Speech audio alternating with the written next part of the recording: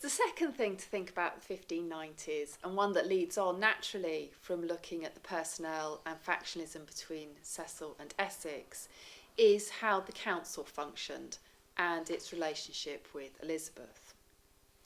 Now, the changes in personnel meant real changes for the Privy Council.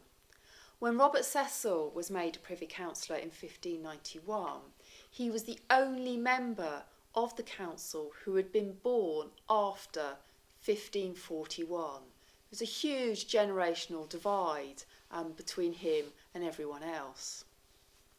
The size of the council also changes. In 1558, there had been 21 members. By 1598, there were just 10. So the council is much smaller and it's much older. It also works much more regularly and it does a lot more work. It seems that between 1597 to 98, for instance, it met approximately every 4 days, which was much more frequently than before. It's also dealing with a wider variety of issues.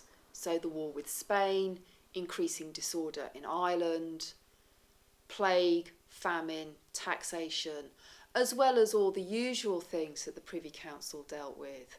Letters from towns, boroughs, villages about they couldn't repair bridges, all sorts of very kind of minutiae the council had to deal with. And they're dealing with these issues, these big issues about war, famine, taxation, when the infrastructure of the country is very minimal. There is no standing army. There's no bureaucracy, no substantial bureaucracy to help the council. So there is more work to be done over a greater range of issues by a smaller number of men. So how effective was the council at dealing with all of this? Well, though the council was smaller in size, it had at its core far more active members. So when we say in 1558 that the council was 21 people, so when we say the council in 1558 had 21 members, many of those weren't actually very active. The core in the 1590s was made up of Lord Burghley, Sir Robert Cecil, the Earl of Essex, Lord Admiral Howard, the Earl of Nottingham, and Lord Buckhurst, who later becomes the Earl of Dorset. So it's smaller but more active. These men also have what we call local followings. They all have landed estates and they have big networks of people out in the country, in the provinces. A number of them also serve as Lord Lieutenants. The Lord Lieutenant is the kind of, if you like, the military commander of a county, and he's in charge of rallying both the other aristocracy and the gentry, as well as ordinary people, to provide military service and defence, primarily of the realm, but also some of those might get sent abroad. Neil Younger, who has worked on these Lord Lieutenants, particularly around the Armada, has demonstrated that they worked very effectively. So though authority is in a small number of men, they have good connections from the centre to the localities, and they work very effectively with their informal networks. The other thing about the council is that though they're kind of snowed under with work, they also implement new policies to address some of the problems that the realm is facing.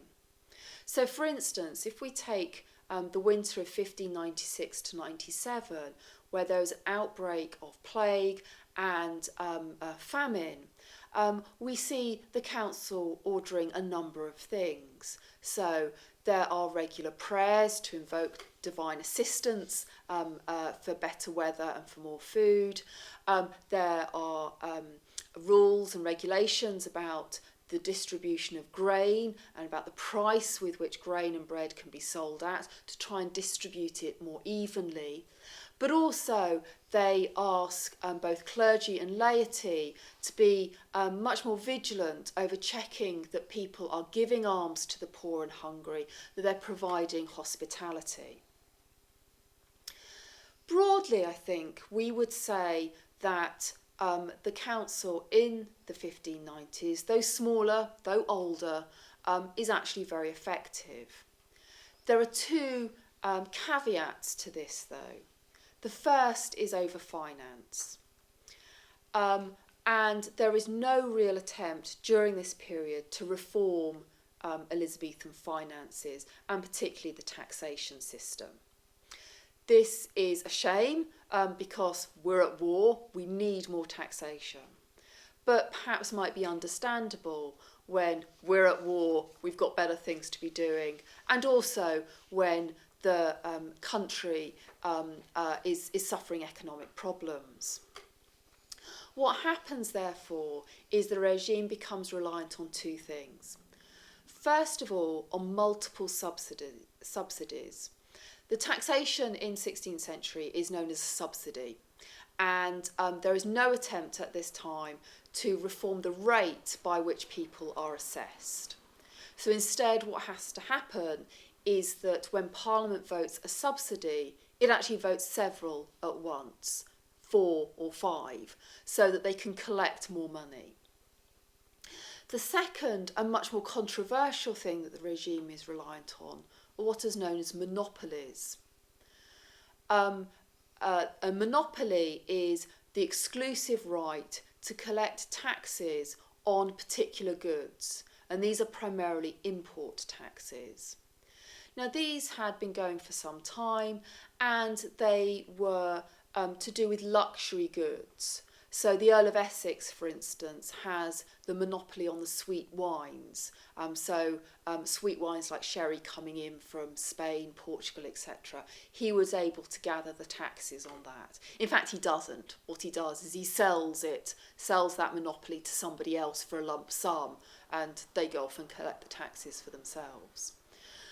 But controversially, in the 1590s, such is the demand for money by the regime and such the kind of creakiness of the financial system that there are more and more monopolies, and they are increasingly for staple goods. And that becomes very controversial, that there are taxes on staple goods. The second area of failure, if you like, of the Privy Council and of Elizabethan government more generally is to do with military command. Usually the monarch would lead their army into war. When you have a queen on the throne, that's not going to happen. And instead, military command is left to certain aristocrats. That in itself is not perhaps too much of a problem. The real problem is that there are very few with good recent experience. The exception is perhaps Lord Admiral Howard, the Earl of Nottingham, who, as Lord Admiral, had led the Armada campaign. But to be honest, his actions during that campaign were quite justifiably open to criticism. So instead, Elizabeth relies on people like Essex. And quite frankly, these are very hot-headed young men who want to kind of demonstrate their manliness, their military, and they want to gain military honour and glory. And Essex in particular is a problem because he regularly ignores Elizabeth's commands, and when she's stuck in London, there's not a great deal she can do about it. The most obvious case of this is in Cadiz, or the Cadiz campaign rather, in 1596, when Elizabeth gives Essex some orders, and then Essex changes those orders and doesn't tell Elizabeth until he sets sail. And it's too late for Elizabeth to do anything about it.